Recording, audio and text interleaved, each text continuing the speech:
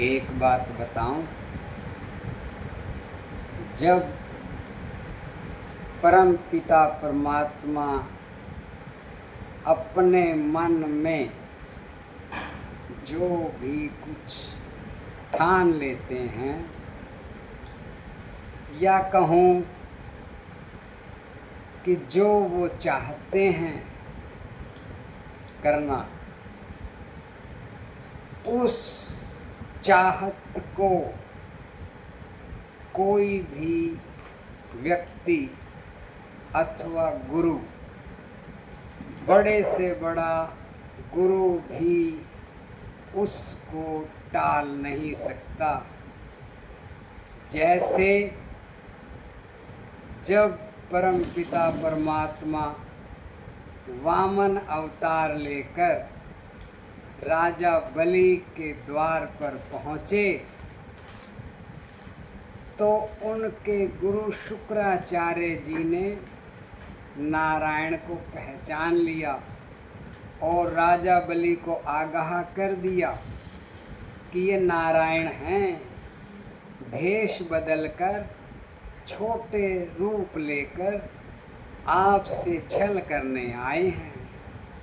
इनको किसी प्रकार का वचन मत देना, जो मांगे मत देना।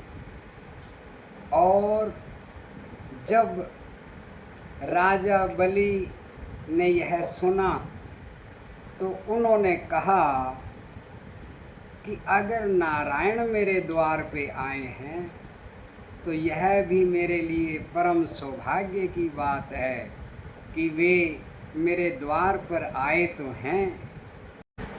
नारायण भगवान मेरे द्वार पर आए तो हैं, और शुक्राचार्य गुरु जी के ना चाहते हुए भी राजा बलि संकल्प लेने के लिए तैयार हो गए, वामन भगवान को दान देने के लिए 3 पग धरती।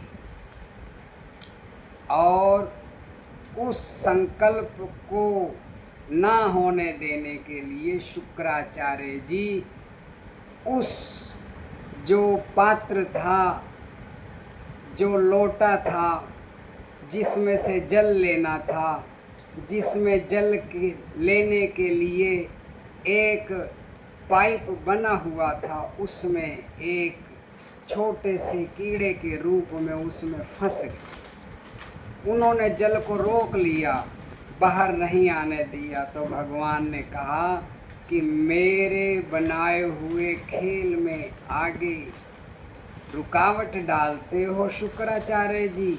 और भगवान ने तुरंत वहाँ पे एक छोटा सा लकड़ी का एक ये समझे कि छोटा सा तीला लेकर जैसे ही उसमें लगाया और उस पाइप को खोल दिया, तो सीधा वहाँ शुक्राचार्य जी की आँख फोड़ डाली और शुक्राचार्य जी तुरंत बाहर आए और नारायण भगवान ने संकल्प पूरा करवाया।